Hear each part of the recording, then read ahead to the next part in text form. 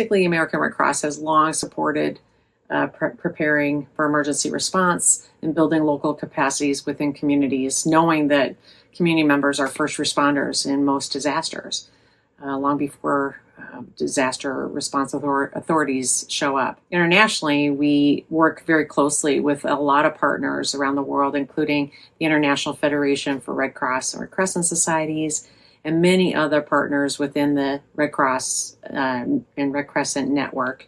We work very closely with Nepal Red Cross to help prepare communities for many different hazards.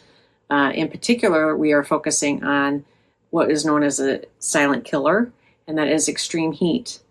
And with climate changing all around us, around the world, millions of people are increasingly exposed to this hazard, which can be very deadly, particularly in city settings where the buildings retain heat and materials are used for construction that absorb heat, such as pavement. Oftentimes, poor communities have the fewest resources to respond. They have less air conditioning and oftentimes less water to stay cool. So we are working with local Red Cross branches to prepare communities for heat waves. An example of this is promoting what we call heat action plans that help communities think through their risks, their exposure to this hazard, and what they can do in advance and during a heat event.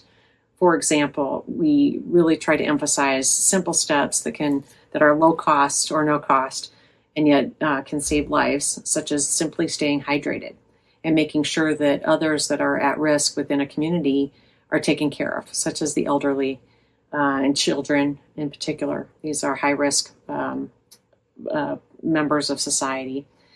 Other simple measures that can be taken are to stay out of the heat, make sure that you have access to a cool place, some ventilation, make sure that you're not working during peak hours and outside in construction or in field farming and other things that might take you outside in the peak hours of the day.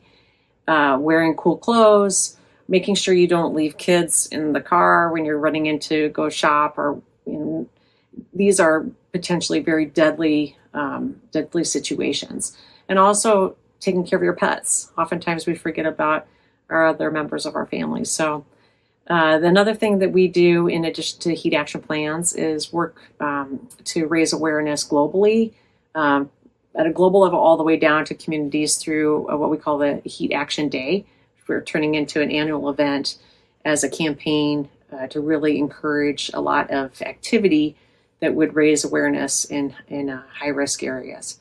And those activities can be everything from photo contests with youth and galvanizing parade or art contests, other things that help people understand just how deadly heat can be.